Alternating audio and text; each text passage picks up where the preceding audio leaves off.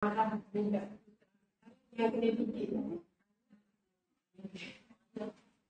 So macam mana yang sebelum 7 tahun? Sebelum 7 tahun? Sebelum 7 tahun, boleh je nak ajar. Walaupun Nabi kata ajar anak kamu salat ketika umur 7 tahun. Tapi kita nak ajar sebelum 7 tahun, boleh je.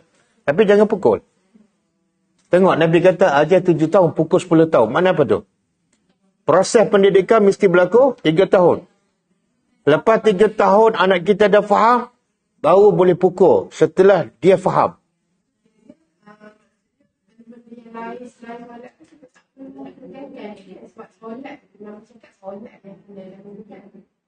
Tak, Nabi sebut solat tu sebab tiang agama solat.